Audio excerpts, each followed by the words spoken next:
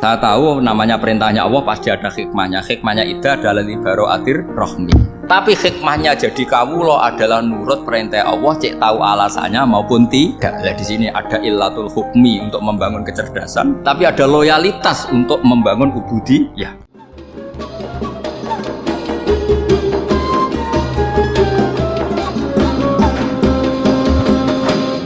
Kalau nggak ada nasa manso, maka orang selalu berpikir, pokoknya yang penting ikut Nabi. Nah, itu bahayanya kalau Anda tidak tahu detail, jangan-jangan syariat yang kamu ikuti itu syariat yang sudah berstatus mansukhoh, telah dicabut. Dan itu banyak. Makanya kata Sayyidina Ali ketika ada orang ngajar nggak tahu nasa manso, halakta wa ahlakta, kamu rusak dan merusak orang lain. Seperti tadi pernah ada kawin itu satu turunan, yaitu era Nabi Adam. Masa kita sekarang kawin sama satu turunan, kan nggak mungkin, ya kan? Pernah ada membumi hanguskan orang kafir, yaitu syariatnya Nabi Nuh, itu dihapus oleh syariatnya Nabi Ibrahim dulu.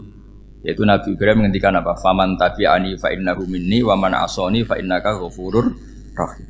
Ya, kalau orang ikut saya, ya Allah, ya pasti golongan saya. Kalau yang masih maksiat, masih balelo, saya berharap engkau ampuni. Akhirnya banyak orang kafir tobat. Coba era Rasulullah itu semua orang kafir Mekah itu kafir. Nabi belum wafat, itu sudah ada 114.000 mukmin semua.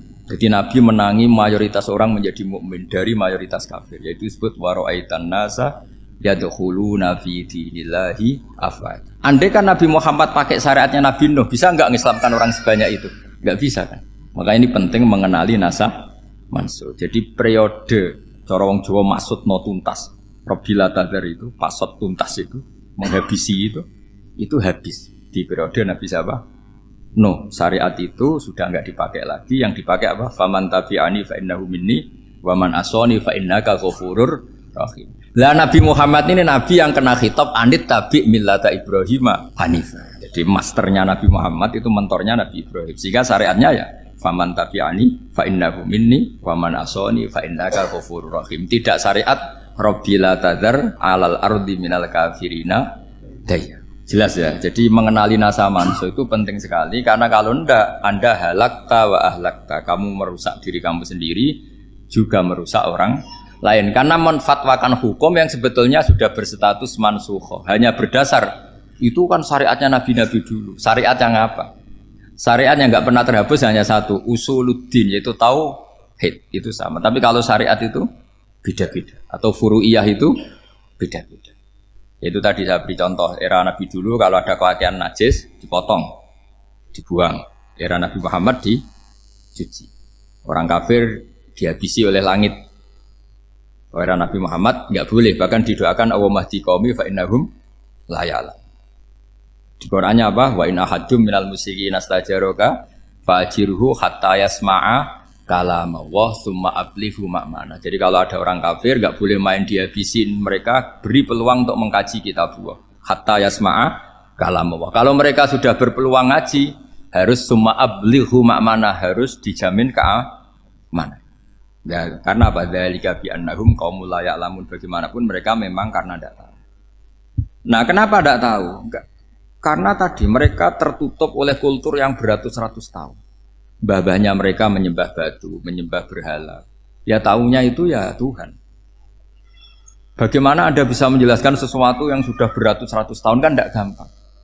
Maka ada periode dimaklumi. Apa? Kalau era sampean kan, mosok waktu disembah saking gobloknya orang. Kamu lahir kan sudah nyembah Allah, tidak nyembah batu. Bayangkan kalau kamu jadi mereka. Wong perut kamu saja disuruh makan pizza sakit kok. Karena saking lamanya makan sambal kan gitu. Kamu bilang perempuan Indonesia saja cantik kok, saking lamanya jadi orang Indonesia. Padahal orang Indonesia tanyakan orang Eropa, cantiknya di mana? Kamu lahir di Afrika, bilang orang Afrika itu cantik, tanyakan orang Eropa, cantiknya di mana? Hitam gitu kok. Jadi orang itu pasti terkooptasi oleh sekelilingnya. Orang Afrika akan bilang wanita Afrika itu cantik. Coba tanyakan orang Eropa, cantik apa enggak? Belas. Orang Eropa yang kulitnya gitu kata orang Eropa indah, kata sampean. Koyok anaknya kebo katanya udah jadi. Jadi orang itu akan terkooptasi oleh sekelilingnya. Bayangkan kalau semua orang nyembah berhala terus kamu ndak, alasan kamu apa? Kan menentang mayoritas. Dan itu berat. Maka dimaklumi oleh Allah, dzalika bi annahum qaumul la ya'lamun fi manah panyeruarah. Nah, pemakluman ini yang mulai sekarang terkikis. Orang main pukul saja enggak mau ngaji. nggak mau ngaji Quran secara kafah. Jadi fatwanya Islam kafah, tapi ngajinya Quran nggak kafah.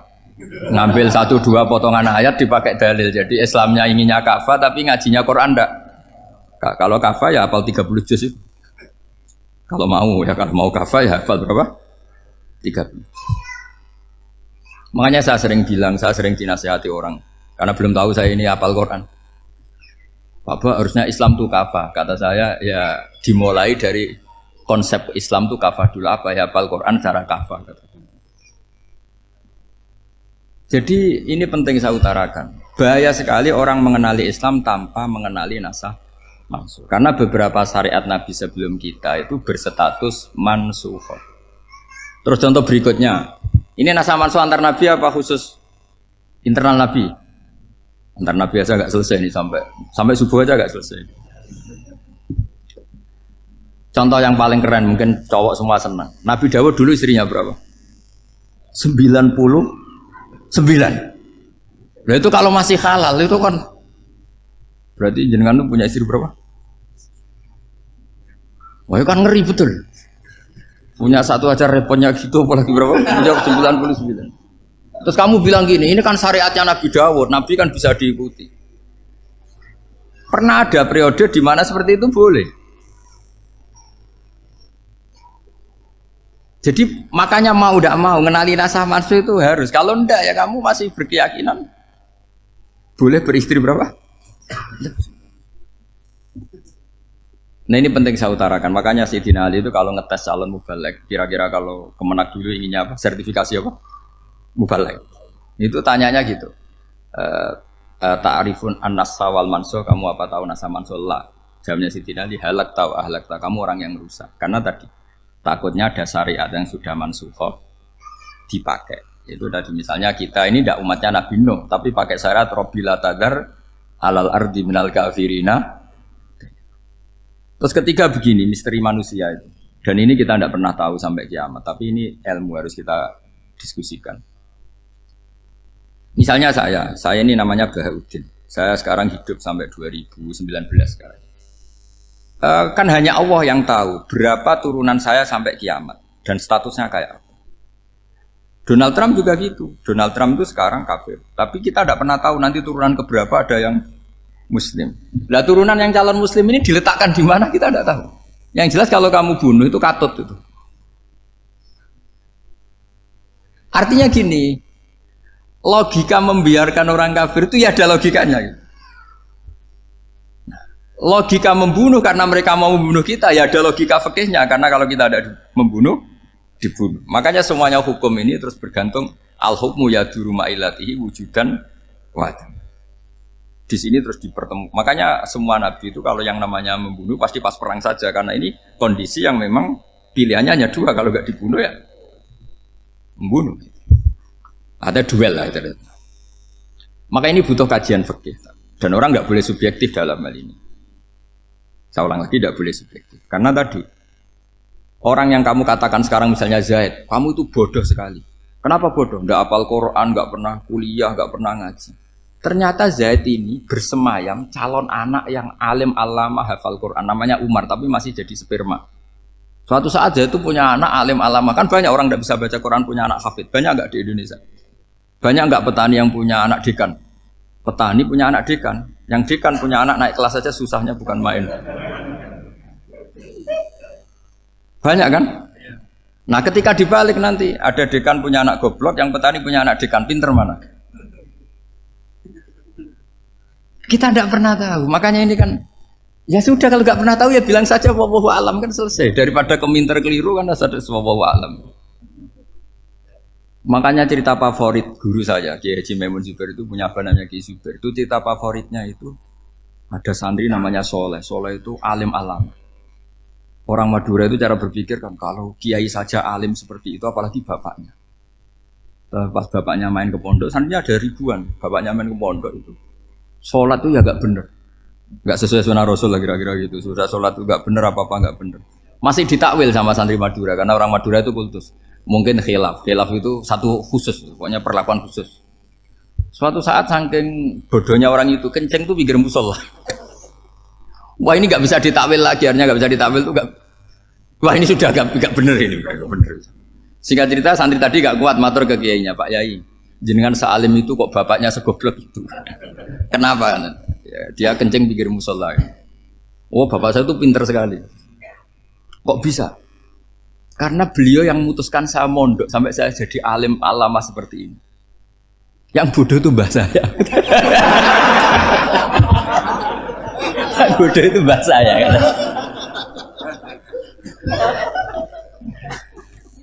Artinya gini, sekarang misalnya Anda dekan, atau Anda rektor, atau Anda profesor, atau Anda kiai top mubalek kondang. Anda mubalek kondang terus punya anak, gobloknya bukan main. Atau apalagi anaknya ketangkep KPK. Yang satu anaknya orang bodoh jadi dekan. Kalau kompetisi ini pinter mana coba? Ada ahli metodologi tapi anaknya itu terlibat narkoba. Yang ini petani utun, anaknya dekan. Kira-kira kalau dikompetisikan pinter mana? Anaknya pinter petani tadi gitu. Yang ketika petani kamu vonis bodoh gitu. Tapi siapa tahu kalau ini menyimpan calon. Paham ya? Kita tidak pernah tahu. Makanya Quran selalu ngajari di dalam ilmu sosial itu wa in adri la'allahu fitnatul lakum wa mata'un ila. Di dalam ilmu sosial itu kita harus jawab tidak tahu. Karena mungkin. Makanya saya tadi pagi ngaji di direktorat saya bilang, saya pernah diprotes orang, Gus kamu udah jelas 01 atau 02. Ya saya jawab gitu. Manusia itu makhluk yang paling gak jelas gitu. Sekarang soleh suatu saat bisa saja gak soleh. Yang sedang gak soleh suatu saat soleh. Sesuatu yang mungkin rubah kok kamu fanatik itu gimana? Nalarnya itu gimana? Coba kita tahu dulu Wahsy itu pembunuh Hamzah, akhirnya mati mukmin ya enggak? Padahal orang yang sangat dibenci Rasulullah karena membunuh Sayyid siapa? Hamzah. Sa'labah yang tukang itikaf di masjid akhirnya su'ul Fatimah. Kita tidak pernah. Nah kalau nggak pernah tahu ya tidak usah terlalu fanatik biasa saja. Kayak jenengan seneng saya itu ya saya tidak tahu sampai kapan ya. Saya seneng sampai kapan ya tidak tahu. Kayak suami istri. Pas nikah harmonis bulan madu sampai kapan bertanya. Yang jelas paling awet itu pasangan jelek itu pasti nggak awet. Makanya jadi guyonan tuh. Pasangan itu jangan baik-baik gak awet. Kalau jelek itu awet. Ternyata maksudnya cantik sama ganteng. Itu suatu saat pasti jadi jelek. Yang jelek sama jelek pasti jelek terus. Makanya jadi guyonan. Kalau pasangan jelek itu awet katanya. Tapi kalau pasangan baik, ternyata baik wajahnya itu pasti gak awet. Suatu saat pasti jelek. Tapi yang jelek awet. Karena mulai dulu ya jelek sampai itu. Awet jeleknya maksudnya bukan. Ya jelas ya, jadi saya mohon sekali ini ilmu. Sampai ndak urusan, ini bukan urusan cocok tidak cocok, tapi ilmu. Ilmu harus kita dengar bahwa syariatnya para nabi itu yang sifatnya furu'iyah, tidak usuliyah, tidak tauhid itu potensi rubah. Sehingga mengkaji nasab mansukh itu satu keharusan seorang ulama. Makanya setiap ada syariat nabi, hal hadis syariah mu'abbadah amla, mansukhah amla. Karena potensi itu tinggi. Kita tahu dulu semua nabi sholat menghadap apa? Baitul Maqdis. Era Rasulullah dipindah ke Ka'bah. Tapi kalau kamu katakan total Baitul Maqdis ya tidak juga. Nabi Ibrahim mulai dulu madhabnya ke Ka'bah. Tapi kalau Nabi Musa ke Baitul Maqdis. Terus kamu bilang ini 01, 02 ya ada memang syariat jadi sesuatu yang furu'iyah. Nah, kenapa ini furu'iyah? Jawabannya sederhana. Ketika seseorang menghadap Ka'bah itu menghadap batu apa menghadap Allah? Allah. Ketika menghadap Baitul Maqdis hakikatnya menghadap Allah apa menghadap Baitul Maqdis?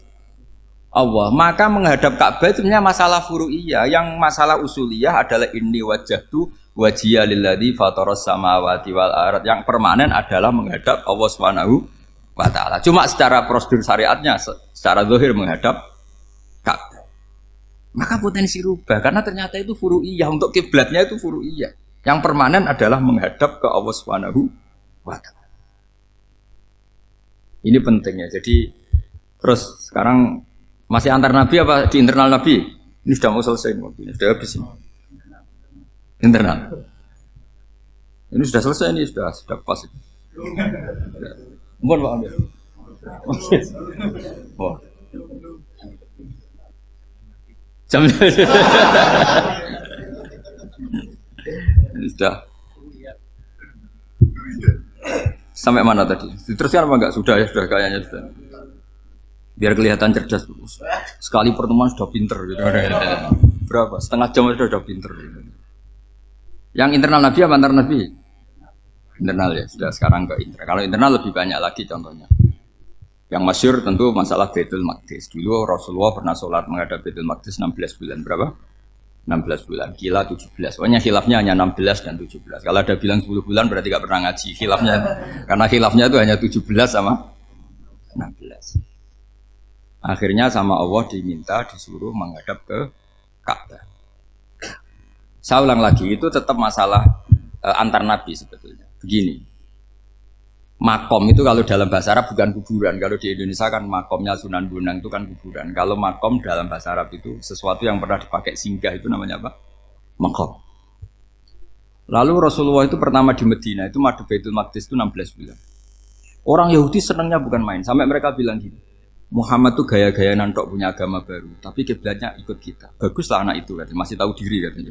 Bagus katanya itu masih tahu diri. Jadi senangnya bukan main orang Yahudi, karena kiblatnya Muhammad sama dengan mereka. Ya tentu mereka jangkar Muhammad, bukan Sayyidina Muhammad atau Rasul Muhammad, karena mereka masih gak iman. Nabi itu ya agak tersiksa, karena beliau secara gen turunan Nabi Ibrahim dan kiblatnya Ibrahim itu Ka'bah.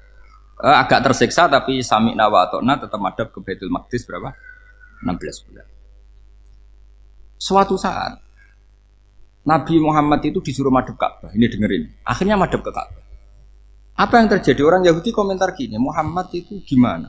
Dia di perantauan rindu sama keluarganya, terus rindunya itu diaplikasikan jadi perilaku agama. Jadi dia madhab Ka'bah dianggap kangen. Kayak saya kan orang Rembang. Rembang itu apanya Jogja? Timurnya apa? Nggak, Jakarta itu mana Jakarta itu? Barat sana ya. Ibaratnya saya orang Jakarta, terus merantau di Jogja. Dulu kiblatnya itu menghadap ke timur, terus ketika madhab ke barat kata sampean, wah itu padune kangen apa? Keluarga. Juga kurang ajar orang Yahudi. Jadi orang Yahudi itu memang paling pinter bully. Makanya kalau sampean tukang bully itu ya agak-agak, ya enggak. Saya tidak ngomong agak ya, pokoknya agak-agak. Ya. Pinter bully orang Yahudi. Makanya nggak ada orang debat sepinter orang Yahudi. Yang bisa ngalahkan hanya Tuhan itu. Orang Yahudi yang bisa ngalahkan hanya Tuhan. Lalu Sayyidina Ali orang paling terkenal cerdas. Itu kalau sama orang Yahudi itu pusing. Karena ya apa logikanya itu? Saya beri sekian contoh. Ada orang Yahudi tanya gini, Muhammad, kalau kambing mati itu yang bunuh siapa? Ya Allah, mati langsung itu.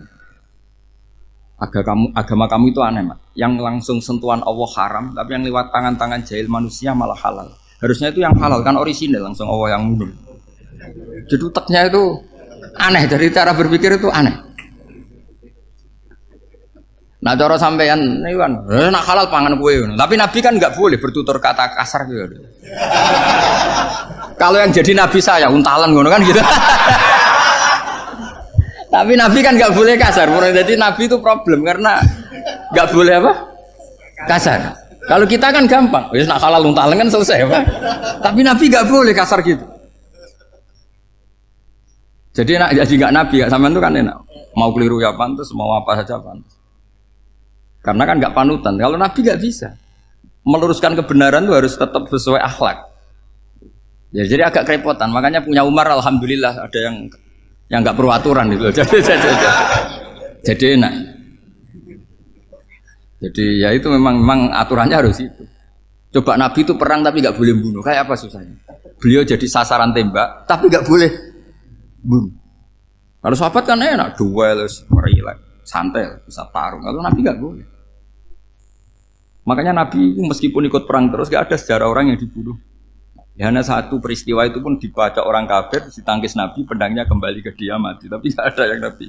Karena Nabi kalau pembunuh nanti itu terus kayak pendekar kan susah juga punya Nabi kok. Habis perang saya Nabi tanya, Muhammad habis perang berapa? 1000. Ya repot juga punya Nabi mantan apa? Pembunuh, meskipun yang dibunuh orang kafir, tapi kan kayak apa ya? Fitrah manusia itu akan menolak kepemimpinan orang yang gitulah pokoknya nggak bisa diterangkan itu. Makanya Nabi itu nggak pernah bunuh, meskipun kayak apa musuhnya tapi nggak pernah bunuh. Untungnya di sekeliling orang-orang yang tadi. Jangan bilang tuh suka bunuh ya, pokoknya perang gitu ya. Perang dengan bunuh itu beda loh ya. Kalau perang itu fair apa? Fair. Sampai mana tadi? Nabi Ibrahim ya tadi. Makom tadi saya ulang lagi. Nabi Muhammad menghadap ke Baitul Maqdis itu hanya Allah nuruti. Ini loh Nabi betul. tahu betul bahwa di antara syariat adalah Baitul Maqdis karena semua nabi pernah berkiblat Baitul Maqdis. Tapi nabi ketika menghadap ke Ka'bah, nabi juga dibilangin sama Allah. Ini loh syariat yang benar karena Ka'bah juga kiblat sing a'taku, lebih tua ketimbang Baitul Maqdis. Maka disebut Ka'bah Atiqah. Ilal Baitil Atiq. Kalau Quran bahasakan Ka'bah apa? Wal yatawafu bil Baitil Atiq. Atiq itu tua sekali. Ya sudah. Ketika berstatus tua itu orang Yahudi seneng, mergo roh kelirune Muhammad. Mereka nantang, Muhammad ayo debat terbuka. Nabi rawuh. Bagaimana Anda bilang Ka'bah itu kiblat tertua? Wong Ka'bah itu pertama yang menghadap sana itu ya kamu. Semua nabi menghadapnya ke Baitul Maqdis. Terus Nabi Muhammad mulai berargumentasi ilmiah tadi. Enggak, Ka'bah itu kiblatnya Ibrahim. Jadi Ibrahim dulu itu yang mulai dulu kiblatnya itu di Ka'bah. Terus orang itu tanya buktinya apa? Terus dijawab fihi ayatum bayinatum maqam Ibrahim. Ternyata di situ ada jejak kakinya Nabi Ibrahim, yaitu batu yang diinjak beliau ketika bangun Ka'bah. Itu argumentasi ilmiah. Lah bareng orang Yahudi kehilangan ilmu, itu gobloknya orang Yahudi. Makanya yang bisa mengalahkan Yahudi hanya Allah Subhanahu wa taala. Luang Ibrahim saja golongan kita, pengikut kita. Ibrahim itu pengikut Yahudi. Wah itu Nabi mulai senyum-senyum, mulai tertawa-tawa. Wah itu goblok, orang terdidik. Karena itu ibaratnya kayak kamu bilang Soekarno itu pengagum Puan Maharani. Kira-kira seperti itu. Soekarno itu pengikut Puan. Karena Yahuda itu Yahuda bin Yakub bin Ishak bin Ibrahim. Saya ulang lagi ya, nasabnya Yahudi ya Pak. Yahuda bin Yakub bin Ishak bin Ibrahim. Jadi Ibrahim itu mbah keempat dari Yahuda. Tapi karena mereka kalah debat, Ibrahim itu pengikut Yahudi, itu sama dengan bilang apa? Soekarno itu pengikut Puan Maharani. Itu kan jadi aneh. Atau Gus Dur pengikut Mbak Yeni, atau Basim Asari pengikut Mbak Yeni, itu kan aneh. Wah, akhirnya sama Allah diingatkan. Makanya ada ayat ha antum haula hajjatum fi malakum bi ilm falimatu hajuna fi ma laysa lakum bi ilm. Perjanjian debat ini semuanya harus ilmiah. Tapi kenapa perdebatan Anda malah ndak ilmiah? Akhirnya orang Yahudi iftadohu, malu semua. Wah, semuanya Muhammad itu satu-satunya kekalahan orang Yahudi. Tapi ayat-ayat seperti ini itu enggak populer. Ayat ha antum haula'i hajastum fi malakum bi ilm falimatu hajuna fi ma laysa lakum bi. Jadi Islam betapa hebatnya Islam. Kalau debat harus ilmiah. Dan Kanjeng Nabi menantang, ini perjanjian kita debat ini ilmiah. Kenapa sekarang jadi tidak ilmiah? Yaitu kamu mengatakan Ibrahim itu pengikut Yahudi, padahal Ibrahim dengan Yahudi itu dulu Ibrahim. Makanya Yesus kalah, tapi tetap ra Islam. Tapi nah, makanya terus Ka'bah dibuktikan ketuaannya lewat apa? Fihi ayatum bayinatum maqamu Ibrahim. Itu bukan makom kuburan. Karena makamnya Nabi Ibrahim tetap Hebron, tembuti Palestina. Kira-kira itu Palestina. Jare Israel yo ning Israel, mbok lah nang ndi. Jare ning Israel yo ning Israel, jare Palestina ning. Saya pernah ziarah ke sana di Hebron. Di makamnya Nabi siapa? Ibrahim. Jadi jelas ya. Jadi nasa mansuh itu ketentuan yang dikehendaki Allah Subhanahu wa taala untuk menguji loyalitas manusia, menanggalkan semua akalnya. Makanya saya mohon sekali siapapun yang ngaji saya dimanapun, sekali-kali manusia itu harus menanggalkan akal. Sekali Anda pakai akal, maka Anda akan ingkar dengan nasa mansuh. Nasa mansuh itu hukum yang direvisi, yang dibatalkan. Makanya orang Yahudi lagi-lagi pinternya orang Yahudi. Merovokasi orang-orang yang Islamnya belum kuat, diprovokasi gini. Ungzuru ila Muhammadin tahayyara fi din yukhillu yawman wa yuharrimu ukhra. Lihat itu Muhammad, dia kebingungan cara beragama. Kadang bilang A, besok bilang B. Jadi nasa mansuh dianggap satu bentuk kebingungan. Gak kurang ajar. Wah, akhirnya sebagian orang yang murtad. Makanya nasa mansuh itu satu peristiwa yang menjadikan banyak orang murtad. Karena diprovokasi orang Yahudi bahwa itu bentuk kebingungan Muhammad. Akhirnya terus saya qulu sufaha'u minan nasi ma wallahum an qiblatimul lati kanu 'alaiha. Kelirunya orang Yahudi adalah ternyata nasa mansuh yang dipilih Rasulullah itu semuanya ada di Taurat dan Injil. Termasuk di Taurat dan Injil disifati dan Nabi yusolli ilal qiblatin, bahwa Nabi ini akan bersolat dengan dua kiblat. Makanya tetap ditantang. Qul fa'tu bitaurati fatluha in kuntum shadiqin. Kalau kamu tidak percaya bahwa saya ini orisinal, ayo bareng-bareng mengkaji Taurat. Tapi mereka tidak siap mengkaji Taurat. Karena Taurat semuanya mendukung Rasulullah Muhammad SAW. Fatluha in kuntum shadiqin. Makanya ini penting sekali ngaji. Jadi perdebatan itu macam-macam. Dan itu pinternya orang Yahudi. Ungzuru ila Muhammadin tahayyara fi dini. Yukhillu yawman wa yuharrimu ukhra. Ini penting sekali. Makanya Nasa Mansur itu uji loyalitas. Itu Imam Malik kalau mencontohkan ke Imam Syafi'i. Saya berisikan contoh fikih. Ini saya melanggar waktu. Ini sudah saya yang tidak mengesahkan diri saya. Ya misalnya ini ya, ini kertas saya bawa ya, ini kertas saya bawa. Terus ini tak kasih uang misalnya, uang 100.000. Atau kalau contoh Imam Syafi'i dulu dididik Imam Malik begini. Ya Syafi'i kalau kamu punya 2 budak, 2 pembantu, kalau dulu kan masih ada budak, 2 pembantu lah kira-kira. Seneng mana, yang cerdas sama yang goblok? Seneng yang cerdas. Kalau yang nurut sama yang bantahan, seneng yang nurut. Lah yang nurut itu yang goblok. Makanya tinggal dibalik saja. Kamu tak beda ya. Seneng mana punya istri yang cerdas apa yang goblok? Coba jawab. Atau ibu-ibu mbak-mbak ini, seneng mana punya suami yang cerdas atau yang goblok? Kalau cerdas gak bisa diakali. Tapi goblok nurut tapi ya kadang di sini-sini kan dengan sini.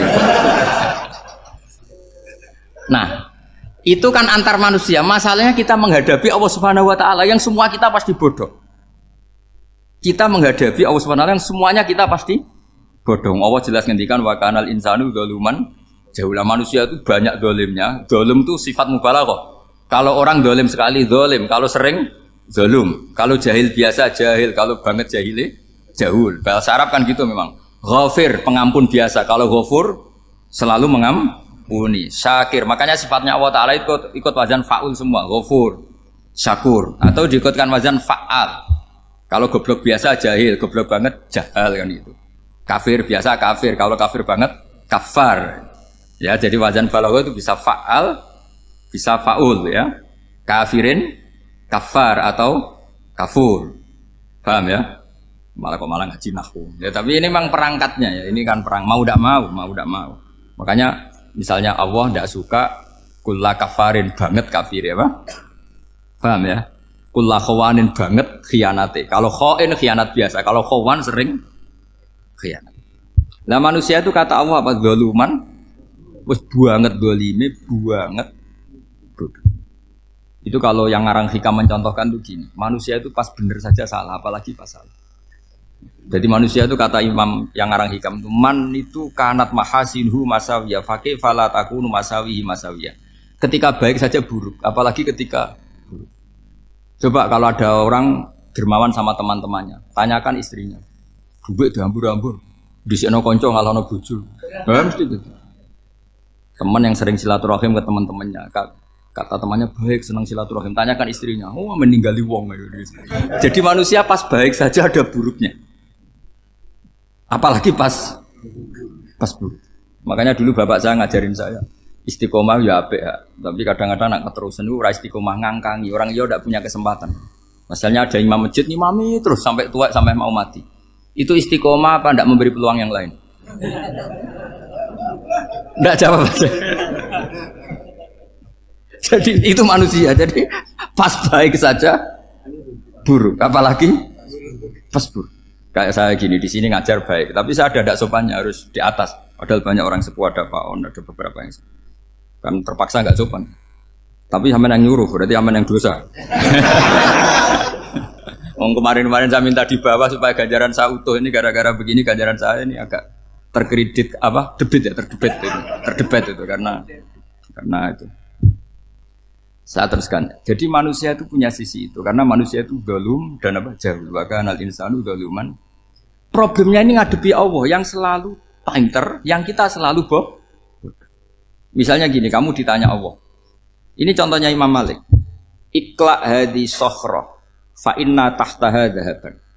Coba bongkahan batu itu kamu angkat, di bawahnya ada emas. Lalu budak yang pinter berlogika, oh disuruh buka itu karena ada emas toh. Berlogika. Kalau budak yang goblok enggak, ya disuruh ya diangkat saja. Ada emas apa enggak karena perintah ya diangkat. Yang satu nurut karena perintah, yang satu nurut karena ada emas, ada sesuatu. Logikanya suatu saat Tuhan tuh hanya bilang gini tok. Ikla hadis sokro, batu itu angkat. Yang nurut yang goblok permanen tadi. Kan langsung ngangkat. Yang pinter, ini ada apa lagi Gusti kok harus diangkat? Ya gak ada apa-apa, nyuruh saja kata Allah gitu. Wah, tidak bisa. Sesuatu harus ada alasannya. Itu kira-kira mangkel loh, Pak? Oh, mangkel. Nah, logikanya manusia seperti itu. Makanya dua murid pinter, di rakyat pinter, presiden ya susah mesti demo. Goblok ya susah di sini uang. Ini kan nggak ada pilihan. Memang manusia itu nggak ada pilihan. Nah, sekarang masalahnya gini di fikih ini, saya kembali lagi ke fikih. Pertanyaannya secara fikih begini, misalnya iddah. Iddah itu seorang perempuan ditinggal mati suaminya atau ditinggal atau cerai. Itu kan ada namanya apa? Iddah. Iddah itu memastikan apa tujuannya? Memastikan rahim itu steril dari mani atau sperma zaut awal. Supaya nanti kalau dinikah orang lain tidak terjadi ikhtilatul nasab. Oke, berarti iddah kita beri argumentasi secara ilmiah li baro'atir rohmi. Jadi misalnya Zaid menceraikan istrinya Sri dalam keadaan masih bisa haid. Iddahnya 3 kali masa suci. Wal mutallaqatu yatarabbasna bi anfusina salah satu guru. Lalu karena secara teori medis kalau haid berarti bukti tidak hamil. Apalagi kalau haidnya terulang-ulang sampai 3 kali pasti tidak hamil. Sehingga kalau nanti dinikahi orang lain pasti kalau ada anak ya anaknya zaud sani atau zaud kedua. Berarti alasan iddah li baro'atir rohmi. Oke, kita sok pinter, sok bijak. Pertanyaannya adalah sekarang sudah baru 1 bulan suaminya di Malaysia nggak pernah ngumpuli, dicek di medis juga berbukti tidak hamil. Apakah boleh tanpa iddah? Semua ulama mengatakan tidak boleh. Tapi ini kan rahimnya jelas bersih. Ya karena iddah itu nuruti perintah pangeran, pokoknya tetap iddah. 3 kali masa suci, 3 kali masa suci atau masa haid. Itu ada perdebatan ulama. Tapi kan ini terbukti bersih, Gus. Meskipun terbukti bersih, kata Allah harus iddah 3 bulan atau berapa? Kira-kira 3 bulan, 4 bulan ya tetap harus iddah. Kowe milih mana? Sok pinter, Gusti. Berhubung ini, pangeran mbok terangno gitu. Berhubung. Jadi Tuhan apa mbok wari? Berhubung Gusti. Ini jelas steril dari sperma zaut awal. Enggak usah iddah Gusti. Sama aja kamu disuruh majikan kamu ikla hadis sakhra. Berhubung enggak ada apa-apa, enggak usah ya. Kira-kira mangkel ndak budak yang seperti itu? Mangkel. Maka dibutuhkan kebodohan dalam beragama. Betul itu memang. Makanya Nabi itu unik. Pernah bilang itu gini. Aksaru ahlil jannah al-bulhu. Aki-aki penduduk swarga itu al-bulhu. Wong goblok-goblok. Maksudnya goblok yang jenis ini. Bukan goblok betulan. Maksudnya goblok jenis ini itu ya tetap pinter. Tapi pinternya dibuang. Pura-pura goblok demi samina. Jadi saya misalnya kok pinter. Pinter dan goblok tadi. Sekaligus. Pinter dan goblok. Ya bah, ikla hadis sokhra fa inna tahta hadaban. Tak angkat karena saya tahu di bawah ada emas. Tapi di hati saya sajane ya mergo perintah. Suatu saat kok disuruh Allah ikla hadis sokhra, perintah ya tak angkat ya sudah. Jadi ya pinter ya goblok. Saya tahu namanya perintahnya Allah pasti ada hikmahnya. Hikmahnya iddah adalah li baro'atir rohmi. Tapi hikmahnya jadi kawula adalah nurut perintah Allah, cek tahu alasannya maupun tidak. Lah di sini ada illatul hukmi untuk membangun kecerdasan, tapi ada loyalitas untuk membangun ubudi. Ya, bahwa kita ini kawula roh tetap loyal. Makanya tadi pagi saya cerita Sayyidina Umar. Sayyidina Umar kayak apa cerdasnya? Tapi tetap ubudi ya. Yaitu Rasulullah SAW sering dibully orang kafir. Muhammad tuh gaya-gaya nantok.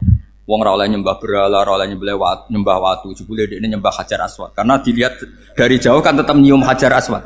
Coba kalau kamu lihat dari jauh, kamu sujud dari jauh kan kayak sujud sama batu. Makanya Sayyidina Umar karena orang kafir masih cara berpikir gitu, tiap nyium Hajar Aswad itu komentar gedumel. Alim tu annaka hajarun la tadurru wa la tanfa. Walau la anni ra'aitu Rasulullah qabbalaka ma qabbal. Aku roh nak watu, raman doroti, raman faati. Kalau saja saya tidak melihat Nabi nyium kamu, saya tidak sudi nyium kamu. Jadi tidak berdoa, doa mustajab itu tidak gerutu. Karena apa? Umar tahu ini masalah secara tauhid. Kalau saya doa di depan Hajar Aswad nanti dikira syirik karena berdoa di depan batu. Tapi kalau saya tidak nyium, nyulayani sunnah Rasul, yaitu nyium Hajar, wis tengah-tengah nyium sambil gerutu, itu sudah kompromi. Ya nyium tapi gerutu. Kayak apa? Makanya ya cerdas tapi ya goblok tadi ya cerdas Itu uniknya Rasulullah. Jadi muji orang pinter ya sudah langit. Tapi Nabi pernah dalam satu hadis mengatakan aksaru ahlil jannah al-bulbu. Aki-aki penduduk swarga itu orang bodoh. Artinya orang bodoh itu bukan bodoh betulan. Kan? Dia meninggalkan akalnya demi loyalitas ubudiyah. Untuk menutup itu bukti begini. Perang Badar itu perang yang nggak mungkin dimenangkan umat Islam karena orang kafir itu 1000 dengan pasukan full dengan peralatan perang full. Rasulullah itu tahun kedua Hijriah itu pasukannya hanya 313. Itu pun pedang itu untuk orang 5 itu hanya ada pedang 1. Jadi kalau mau dibaca orang sih, kamu nyileh pedangnya aku. Itu kan nggak kebayang perang dalam keadaan seperti itu. Jadi mesti kalah, orang kok mungkin kalah mesti. Tapi Nabi tetap bilang, saya ini disuruh Allah perang, ya harus berangkat. Yaitu perang Badar. Kata para sahabat, ya Rasulullah ini nggak masuk akal, sudah nggak usah perang ini nggak masuk akal, mau setor nyawa. Sudah gitu dadaan, nggak ada persiapan. Lucunya apa? Sahabat itu ketika Nabi tetap berangkat. La akhrujanna walau waqti. Nabi menginginkan saya tetap berangkat meskipun sendi. Setelah Nabi berangkat sekian meter, tuh sahabat ikut semua. Kata Nabi, lah kamu kok ikut? Ya ikut saja. Kata kamu mesti kalah. Ya anggap saja setor nyawa. Demi loyalitas pada jenengan. Itu makanya nggak ada periode sebaik periode sahabat. Tapi yang gerutunya jalan. Karena gerutu ini bawaan ilmiah. Makanya kita loyal sama presiden. Tapi yang nggak cocok ya gerutunya jalan. Tapi bawaan mencintai Indonesia tetap jaga stabilitas. Itu bawaan cinta Indonesia, bukan cinta pejabatnya kadang. Gerutunya jalan. Tapi bawaan loyal sama Indonesia tetap mengaku. Bawaan loyal sama Rasulullah tetap ikut perang. Bawaan akal karena nggak masuk akal ya gerutu. Dan itu uniknya Quran itu mengapresiasi itu dan dianggap gak masalah. Saya bacakan ayatnya. Kama akhrajaka rabbuka min baitika bil haqq wa inna fariqam minal mu'minina lakarihun yujadilunaka fil haqqi ba'dama tabayyana ka'annama yusaquna ilal mauti wa hum yanzurun. Peristiwa Badar ada peristiwa kamu itu keluar untuk perang. Sahabat kamu ngikuti, tapi mereka lakarihun, enggak senang sebetulnya. Karena enggak masuk akal. Ya geremeng tapi ya derek. Yujadilunaka fil haqq, mereka mendebat kamu dalam kebenaran. Jadi ya Rasulullah wong perang karuan kalah jenengan lakoni alasane nopo? Lah kowe kok melok? Ya saya harus ikut jenengan Nabi. Itu unik. Kalau orang sekarang mana mau, kalau gak masuk akal gak mau melakukan. Coba misalnya istri kamu belajarnya dikurangi. Anggap saja petualangan latihan hidup di masa lalu. Gak mau. Padahal petualangan itu hal yang indah. Petualangan itu kan hal yang indah, kan gak mau. Oh ngirit aja alasan. Tapi lucunya kalau dijak camping bermiskin-miskin di hutan mau. Karena karpe dhewe, tapi nak suami yang ngongkon. Ayolah seminggu ini kita model miskin. Anggap aja petualangan masa lalu. Enggak mau. Karena pinter, apa? Coba kalau bodoh. Ya ngono ya apa-apa Mas. Tapi resikonya nak bodoh, pas kamu sakit ya dibiarin. Karena dia melihat sakit kan biasa, namanya manusia. Jadi makanya ini pilihannya susah, hidup itu masih susah makanya ini. Jadi uniknya Quran gitu, Quran itu membolehkan psikologi manusia. Makanya Allah ngendikan kutiba alaikumul qital wa huwa kurhul lakum. Ya saya tahu kamu tidak suka perang. Allah yang ngakui wa huwa kurhul, enggak apa-apa. Tapi ketidaksenangan kita harus dilawan demi mengikuti Allah dan misalnya perempuan Allah juga gitu, wa ashiruhunna bil ma'ruf. Gauli istri kamu muamalah secara baik. Kata Allah fa in karihtumuhunna fa asa an takrahu syai'a wa ja'alallahu fi khairan kasira. Mungkin ada watak yang kamu tidak suka, tapi di situ ada kebaikan. Allah ngaku yang namanya suami mesti ada watak yang nggak suka dari istrinya.